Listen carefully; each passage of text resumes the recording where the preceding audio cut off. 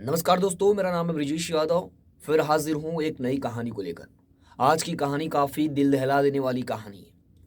आजकल social media पर यानी अपने मोबाइलों में लोग यूट्यूब पर, इंस्टाग्राम पर, फेसबुक पर रील्स देखते हैं, यानी छोटे छोटे वीडियो लगातार दिन में 1-2 घंटे देखते हैं।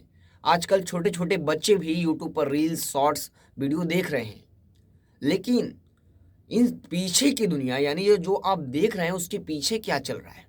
भोजपुरी इंडस्ट्रीज में कुछ ऐसे गाने हैं कि जो औरतें हैं, जो लड़कियां हैं, उस पर डांस कर कर के वो वीडियो पर रील्स बनाकर, शॉर्ट्स बनाकर उसे इंस्टाग्राम पर, यूट्यूब पर, फेसबुक पर अपलोड करती हैं और लोग देखते हैं, एंटरटेनमेंट होते हैं उनका। लेकिन कुछ लोगों को ये डांस इतना फूहड़, इतना खराब लगता है कि उन्हें ये पसंद नहीं आता है। कुछ लड़कियों का, कुछ औरतों का, कुछ लोगों का डांस इतना गंदा रहता है, इतने गंदे गानों पर रहता है कि लोग पसंद नहीं करते हैं। लेकिन कभी कभी मन में सवाल ये आता है कि इनके परिवार वाले कैसे ये गाना पसंद करते हैं, इनके परिवार वाले क्या ये रील्स, ये वीडियो नहीं देखते हैं। ये बड़ा सवाल था। सभी के मन में एक सवाल रहता है कि क्या जो वीडियो हम नहीं देख पा रहे हैं, सामने किसी के सामने नहीं देख पा रहे हैं, क्या वो वीडियो उनके घर वाले कैसे देखते हैं और कैसे परमिशन देते हैं, इस पर सवाल खड़ा होता है। लेकिन आज की कहानी भी इसी के रिलेटेड है और काफी खौफनाक कहानी है। बिहार के बेगूसराय समस्तीपुर के नरहन गांव में एक लड़का रहता था। उसकी शादी नजदीकी जिले की एक लड़की से होती है। यानी शादी तो अरेंज मैरिज नहीं थी, शादी लव मैरिज थी। यानी लड़के का नाम महेश्वर था। महेश्वर और रानी, रानी दूसरे जिले की थी। यानी जानते थे एक दूसरे को, ये लोग पढ़ाई लिखाई करते थे, तब से जानते थे। दोनों के बीच प्यार हो गया था। दोनों काफ़ी पढ़े लिखे थे, काफ़ी अच्छे होशियार थे, काफ़ी इंटेलिजेंट थे, काफ़ी स्मार्ट थे। दोनों को प्यार हो जाता है और प्यार हो जाता है, परिवार वालों को बताते हैं और दोनों की धूमधाम से शादी कराई जाती है। पूरा गांव जानता था कि रानी और महेश्वर की शादी लव मैरिज से हुई है और काफ़ी धूमधाम से अच्छे से शादी भी हुई थी दोनों की। पूरा घर, मोहल्ला, परिवार, गांव वाले सब जानते थे कि लव स्टोरी भी चर्चा की विषय थी। लेकिन रानी अपने ससुराल आ जाती है, यानी महेश्वर के घर आ जाती है विदा होकर अपने घर से। और काफ़ी अच्छे से दोनों रहते हैं, यानी महेश्वर और उसकी पत्नी रानी काफ़ी ठीक ठाक लगभग 2-3 सालों से रहते हैं। उनका एक बच्चा भी होता है, 2-3 साल का एक बच्चा। वो भी बड़ा हो रहा था, खेल कूद रहा था, अपना व्यस्त था। रानी जो है अपने घरों में देखती थी। लेकिन अब गांव में क्या है, शादी होने के बाद पैसों की ज़रूरत होती है, पत्नी की भी ख्वाहिशें हैं, परिवार का खर्चा है, परिवार का बोझ है, उसे भी उठाना है। अब महेश्वर काम के चलते, काम के सिलसिले में उसे नौकरी तो नहीं मिली थी बिहार में।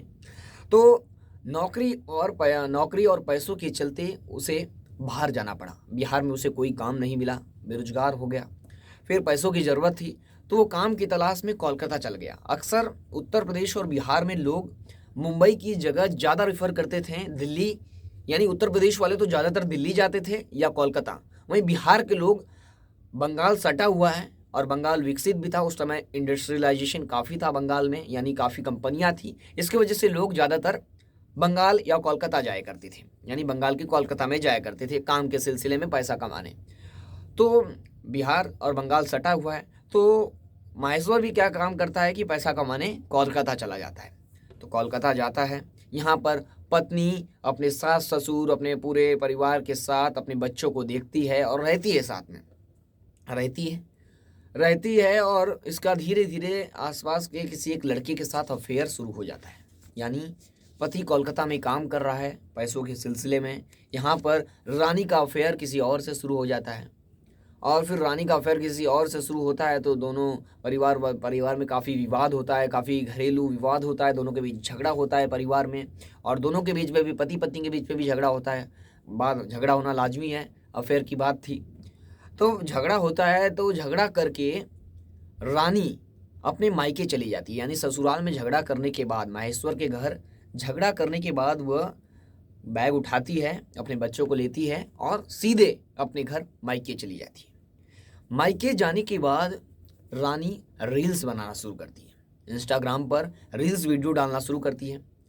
और काफ़ी अटपटे गानों पर, यानी गंदे गानों पर, भोजपुरी के गाने ही ज़्यादातर बदनाम हैं। हमारे भोजपुरी इंडस्ट्री जो बदनाम है फूहड़ गानों के लिए, तो उसके गाने, उस पर गानों पर वो रील्स बनाती थी।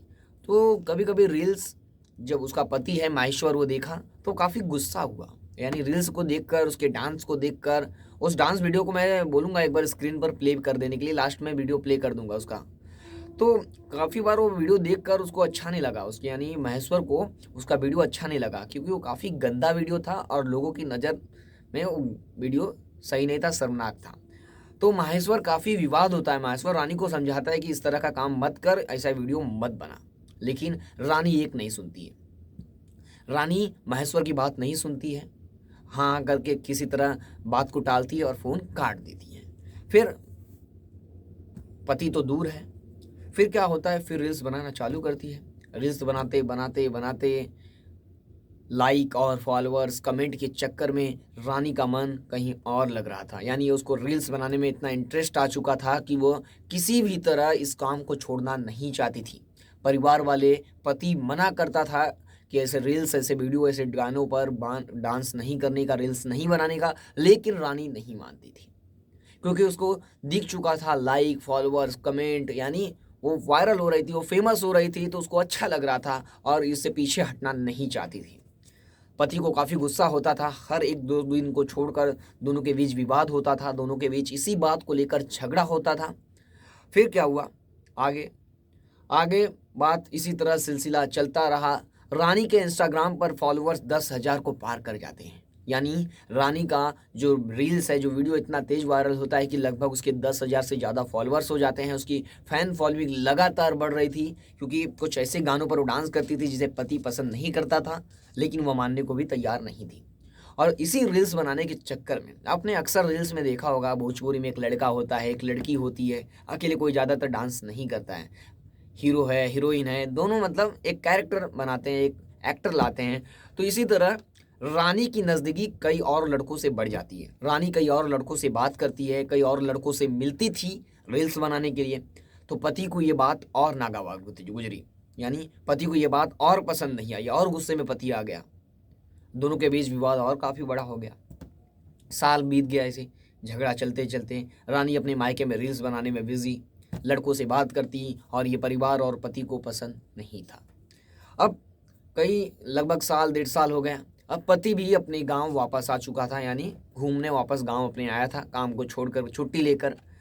अब गांव आया था, अपने नरहन गांव था, पत्नी तो मायके थी।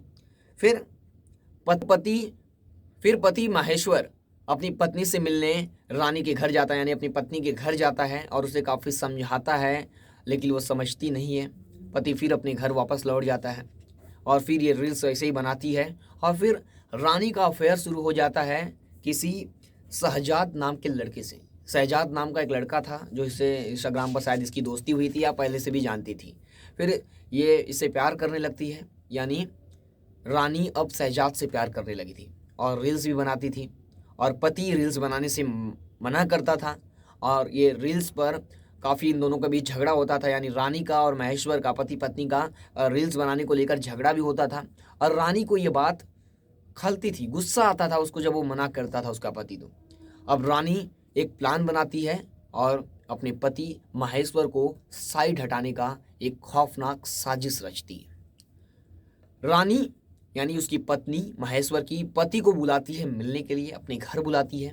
रात 9:30 बजे का समय था, रात 9:30 बज रहा था और पति मिलने अपनी पत्नी के, रानी के घर जाता है। 9:30 बजे का समय था लगभग।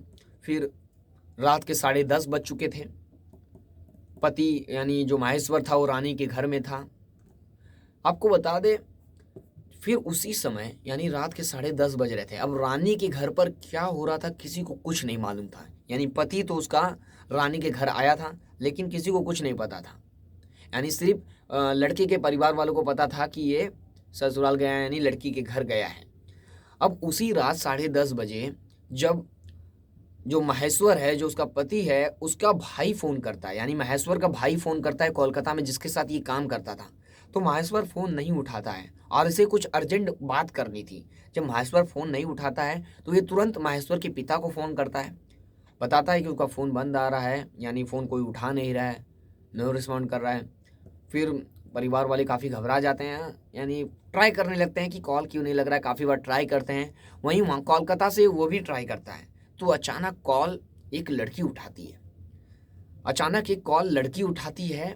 जब उसका भाई करता है कोलकाता से, तो एक लड़की उठाती है और उसके अंदर चीखने चिल्लाने की आवाज़ें आती है, यानी किसी को जैसे मारा जा रहा था, चीखने चिल्लाने की आवाज़ें आती है और तुरंत फ़ोन कट जाता है।